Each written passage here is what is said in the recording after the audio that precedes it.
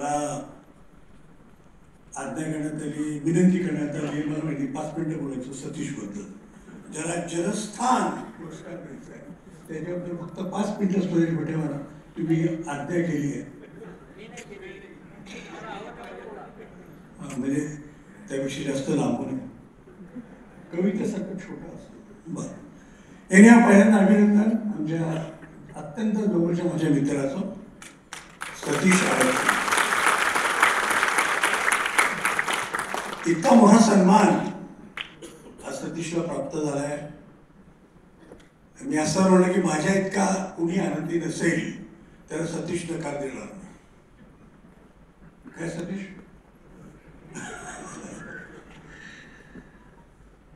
ज्या मंचावर मी उभा आहे ते कुसुमाग्रज प्रतिष्ठान आज जनस्थान पुरस्कार देत आहे. 10 वर्ष मी कुसुमा प्रतिष्ठानचा अध्यक्ष होतो. त्या काळात अनेक गोष्टी घडल्या. माझे सगळे मित्र इथं बसलेले आहेत. आणि विशेष म्हणजे तात्यासाहेबांची व्यक्तिशः एक संबंध येणं, त्यांच्याशी बातचीत करणं, त्यांच्या आयुष्याच्या तत्वज्ञानाला समजून घेणं, कवी मनाला समजून घेणं, अशा अनेक गोष्टींचं भाग्य मला मिळालं. मला वाटतं हे फार विरळ आहे. अनेकांनी हे अनुभव दिला आहे. आणि सुदैवाने मला त्यांच्यावरती एक डॉक्युमेंटरी फिल्म जी 2.5 तासाची करता आली. मला आणखीन जवळ आले. ज्या दिवशी माझा क्रू सगळा संच पुण्याहून मुंबईहून इकडे नाशिकला कॅमेऱ्यावरून निघाला तर दोन माझी बायको म्हणाली, तुम्ही निघालात का? म्हणलं हो. 1 मिनिट थांबा जरा, एक पत्र आलंय. आणि तिने एक पोस्टकार्ड दिलं. त्या पोस्टकार्डामध्ये सुवाच्य मस्त अक्षरामध्ये तात्यासाहेबांनी काही लिहिलं होतं की मित्रा, हा उद्योग करण्याची गरज नाही. सगळा क्रू निघालाय मुंबईहून, कॅमेराबाई सगळा. आणि ते मला सांगतात तू येशील पण मी नाशकातून असेल, तर हा उद्योग करण्याची गरज नाही. एवढं कोणी मोठ्याने माझ्यावर फिल्म करावी असं काय मला वाटत नाही. कल्पना करा, इथून सगळी सुरुवात होते ती. आणि मग आमचे अरविंद इनामदार मित्र होते त्यावेळीचं मुख्य. त्यांना मी अरविंदला घाबरून फोन केला. अरविंद हे काय आहे? मी सगळं घेऊन निघाला करू. आणि तात्यासाहेब, अरे म्हणे तात्यासाहेब तुला म्हणतायत ते, पण ते नाहीच आहेत नाशका. मला त्यांना शोधायचे आत्ता, कुठला गायब झाले. शेवटी त्यांना पुण्यात शोधलो. आणि त्यांचं अहो ते जवळजवळ 40 लोक आहेत, ते ऑलरेडी इथं येत आहेत नाशकात. आणि तुम्ही नाही म्हणजे काय? मग एकदाच मला कळलं की तात्यासाहेब आले. आणि मला म्हणायला अरे एवढा एका माणसावर सिनेमा करायला एवढं लागतं? म्हटलं हे सेल्युलॉईडवरती आहे, व्हिडिओ नाही आहे, त्यामुळे ते करायला लागतं वगैरे. पण त्यानंतर पुढे जवळजवळ 15-20 दिवस तात्यासाहेब आमचे इतके रमले. सिनेमात काम केलं होतं त्यांनी, तुम्हाला माहिती असेल तर. त्यामुळं त्यांना शॉर्ट्स माहिती असायचे, कॅमेरा लाईट, कॅमेरा लेफ्ट, हे त्यांना माहिती असेल. ह्या सगळ्या गोष्टी सकट मी एन्जॉय केली. आता मगाशी ईश्वराची आळवणी झाली आहे तर ते एक प्रसंग सांगून मी तात्यासाहेबांची आठवण थांबवतो. आम्ही इथल्या मोठा तलाव आहे आपला इथला एक, त्या तिथे गेलो होतो. वारा सुटलं होतं, पावसाचा अंदाज होता, खूप जोरात वारा सुटलं होतं. तात्यासाहेब म्हणाले अफाट असा हा सगळा जलसागर, इथं काय म्हणायचं आहे? मी म्हटलं काय नाही, हे सगळं निसर्ग एवढा आहे, तुम्ही निसर्गावर भयंकर प्रेम केलं तर तुम्ही जरा बोला त्याबद्दल. आणि म्हणून ते म्हणाले की केवढा अफाट सगळं निसर्गाचा हा उच्छाद आहे. त्यामुळे मला असं वाटतं की माणूस किती किती केमिरल होतो या सगळ्या प्रकारामध्ये. मग मी त्यांना हळूच विचारलं, तुम्ही ईश्वर मानता? कॅमेरा चालू होता. ते म्हणाले की हे सगळं चाललंय, हे सगळं ईश्वर निर्मित आहे असं म्हटलंय. आता असणार, पण शेवटी ईश्वर तरी कोण आहे? ती सुद्धा एक कवी कल्पना आहे असं तात्यासाहेब म्हणाले. म्हणजे ईश्वराला म्हणत असताना ती कवी कल्पना आहे असा एक तिरका आशय त्यांनी त्याला जोडला. ते म्हणजे कवी श्रेष्ठ कुसुमाग्रज. अशा एका मोठ्या माणसाच्या सहवासात मला लाभलं आयुष्य. आणि तिथे मला 10 वर्ष लोकांनी सहन करून घेतलं आणि मी इथे राहिलो. वेगळ्या वेगळ्या ॲक्टिव्हिटी मी केल्या आणि त्याचाच एक भाग म्हणून आज जनस्थान पुरस्कार आमच्या मित्राला सतीशला मिळतो.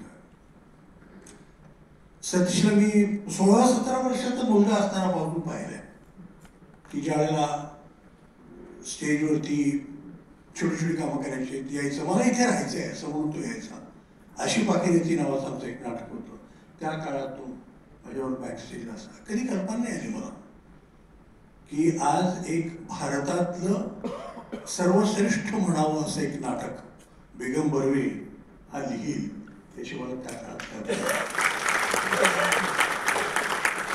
आणि छोटी छोटी सुरुवात, काही कामं असं करत करत एक असा जो जास्तीत जास्त जवळीक त्याची माझी झाली की म्हणजे मी दौडनं प्रॅक्टिस करायचो. त्यामुळे मला दवाखाना होता. मी संध्याकाळी 7:30च्या ट्रेनने निघायचो आणि साधारणपणे 8:30-9ला पुण्यामध्ये पोचायचो. तोपर्यंत ही सगळी घाशिरामधली 50-60 मुलं इथं गोळा झाली असायची. तर मी एक सहाय्यक दिग्दर्शक म्हणून माझ्या मित्राला जबाबदारी दिली होती, त्यांनी घेतली. मी येईपर्यंत संध्याकाळी 5 वाजल्यापासून 8:30-9 वाजेपर्यंत तो आदल्या दिवशी जे काही झालंय त्याच्यात आम्ही सतीशनी कंडक्ट केल्यात घाशीराम कोतवाल नाटकाचे. माझ्यानंतर कोण चुकतंय, कोणाचं काय होतंय, कोण कमी पडतंय ह्याचा सगळा रिपोर्ट. त्यानंतर मी आल्यानंतर 9 नंतर पहाटे 3 पर्यंत पुढच्या नाटकाची पुढची वाटचाल तो जाऊन पाहायचा. हे सगळं त्यातलं संगीत, त्यातलं नृत्य, त्यातली लय हे समजणारा हा सतीश. कधीतरी एकदा शनिवार पेठेच्या गच्चीवरती घराच्या मला त्यांनी एक एकांकिका असं म्हणून त्यांनी लिहिलेलं महानिर्वाण ऐकवलं.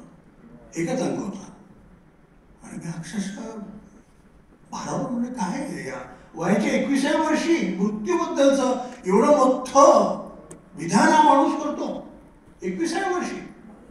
मग त्यांनी त्याची पार्श्वभूमी मला सांगितली. पण मग आम्ही गप्पा मारल्या. I was a first lister. असे गोष्टी असं वाटतं मला माहीत नाही सतीश सांगेल. पण समोर मला वाटलं सतीश काहीतरी गड्या कोणाला मला कल्पना आहे, काहीतरी आहे ते. आणि म्हणून त्यांनी दुसरा अंक लिहिला आणि त्यानंतर महानिर्वाण हे मराठी रंगभूमीवरचं एक आगळं वेगळं आणि अत्यंत महत्त्वाचं असं एक नाटक. त्याच्या आधी मिकेडी मेमसाहेब त्यांनी लिहिलं होतं झुलतापूल नावाची ती एकांकिका पुरुषोत्तम गडामध्ये अत्यंत गाजली होती. तो काम करत असे. अतिशय छान अशी क्लास स्ट्रगलबद्दलची सुरेख प्रेमकथा त्यात होती. त्याचा तो लहेजा कळत होता, आयुष्याकडे बघण्याची दृष्टी कळत होती. पण महानिर्वाण हा मला वाटतं की प्रचंड मोठा एक धक्का होता याचा की मृत्यूबद्दल गेलेल्या माणसाला ते त्या नाटकाचं सूत्रधार होऊन मागे अपुरं आपण काय ठेवलंय याची जाणीव ठेवणं. तरुण बायको विधवा झालेली आहे, मुलगा आहे तरुण, तोही खेळायला बाहेर गेलाय. किंवा प्रोटोगॉनिस्ट जो आहे भाऊ याचा जीव गेलाय, झोपल्या गेलाय, कल्पना पण नसते. आता मी स्वतः डॉक्टर आहे, ही कल्पना आहे मला झोपल्या जाणं म्हणजे काय. तर हे सगळं जे विधारक चित्र आहे ते चाळकऱ्याला ते एक रुटीन आहे.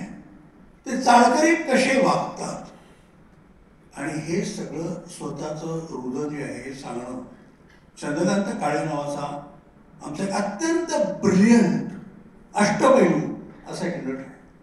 त्यांनी ज्या पद्धतीने ते सगळं अंगावर घेतलं सादर केलं, त्याच्या एकट्याच्या हातात ते नाटक आहे.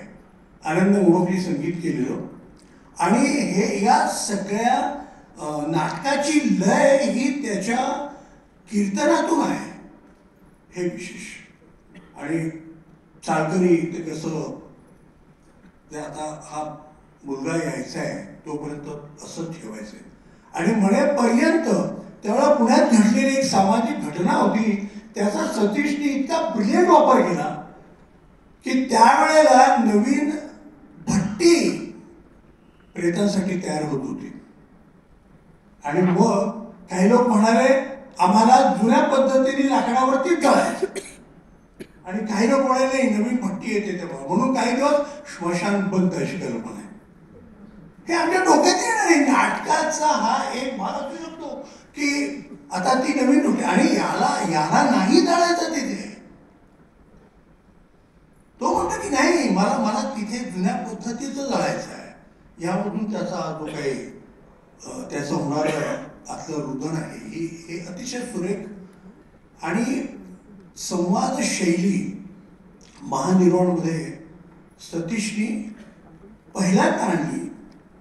एक विनोद तो इतका तिरकस होता की पुण्यासारखं कर्मठ गाव सुद्धा इतका हा विषय की जे विधी होतात त्या विधीमध्ये स्मशानात होणारी विधी, त्यानंतर अंत्ययात्रेचा भाग, हा सगळा भाग त्यांनी इतक्या वेगळ्या ह्युमरनी आणि इतक्या तिरक्यापणे त्यांनी केला की लोकांना हे नाटक मृत्यूचं आहे की उत्सवाचं आहे असं वाटावं. इतपत सुंदर काहीतरी ते आपल्या समोर आलं आणि लोकांवर अक्षरशः डोक्यावर घेतलं. लोकांना केवळ इथं नाही तर परदेशात दाशर आमचे जवळ झाले त्यावेळेला या नाटकाचे प्रोग्राम. जास्त बोलायचं नाही कारण अनेक लोकांनी लिहिले, लोकांना माहिती पण आहे. पण सतीश तर सगळ्यात जे गाजलेलं नाटक ज्याला आपण म्हणू इट्स माइलस्टोन, ही जगातल्या सर्वश्रेष्ठ नाटककारामध्ये गणना व्हावी असं काम म्हणजे बेगम बर्वे नावाचं एक नाटक आहे. त्यात पुन्हा चंद्रकांत काळे आणि ज्या पद्धतीचे आभास, त्या आभासातून आभास म्हणजे समोरच्या जी पात्र आहेत ती पात्र आहेत की त्यांच्या मनातला काही खेळ चाललाय. त्यात एक स्त्री पात्राचं संगीत नाटकात स्त्री पात्र छोटी मोठी कामं करणारा एक जो नट आहे तो क्षणात एक स्त्री सारखा अत्यंत कमकुवत मनाचा असा तो आहे की दबणारा असा एक तो आहे, पुरुष आहे. आणि दोन ब्रह्मचारी आहेत ते तिथे आहेत आणि तिसरा एक टांगेवाला आहे. अशा फक्त चौघांचं नाटक आहे. आणि आज गेली जवळजवळ 50 वर्ष, 50 झाली ना वर्ष, हा, त्या 50 वर्षामध्ये मी तुम्हाला सांगतो मराठी शिवाय भारतातल्या महत्वाच्या भाषेत तिथं नाटक हे फार प्रमुख अंग आहे त्या भाषेचं. बंगाली, कन्नडा, हिंदी, इंग्लिश. परदेशात अमेरिकेमध्ये स्वतःच सतीशने ते नाटक बसवलं, असं ते नाटक गाजलेलं आहे. त्या नाटकाविषयी मी एवढंच म्हणेन की तो एक पाहण्याचा अनुभव आहे. खरं सांगायचं तर कुमार मला क्षमा करील, कुमार ते विश्लेषण करण्याचं आपापली त्याच्यावरती जी काही मत आहे ती लादायचं या पलीकडचं नाटक आहे असं मला वाटतं. म्हणजे सगळ्या चिकित्सक लोक आहेत त्यांची क्षमा मागतो मी. काय आहे तर सतीशच्या त्या प्रोडक्शनची गंमत अशी आहे की तुम्ही एक पुस्तक वाचा, म्हणजे स्वतः वाचा तर तुमची मतं तयार होती. त्यावेळी तुम्ही एक पुस्तक लिहू शकता. ते सतीशनी वाचलं की ते ऐकून पुन्हा एखादं वेगळं पुस्तक होऊ शकतं. मी बोलतो तर अर्थ लक्षात घ्या की लिखित नाटक बेगम बर्वे कोणीतरी वाचलंय त्याचा प्रत्यय त्याचं एक वेगळं पुस्तक होऊ शकतं आणि त्याचा प्रयोग बघितल्यानंतर कमीत कमी 5 पुस्तकं लिहू शकतो असं त्या नाटकाचं सामर्थ्य आहे. आणि हे सगळं सतीशनी इतक्या लोकांनी घेतलंय की त्याला म्हणाले सतीश असं लिहिलंय, हो का, अच्छा मला वाचलं पाहिजे, बघायला पाहिजे. इतकं असं लोकीमध्ये की असं लिहिलंय पाहिजे, बरं मला बघायला पाहिजे. आणि त्यांनी लिहिलंय का, अरे मला वाचायला पाहिजे, असं काही त्यांनी केलं नाही. ज्यांनी लिहिलंय ती मोठी मोठी नावं आहेत त्या सगळ्यांनी. केवढे लोक आहेत. महानिर्वाण बेगम बर्वेवरती राजहंसी पुस्तक काढली, त्यात अनेक प्रख्यात लिहिणारे आहेत, नाटककार आहेत, साहित्यकार आहेत.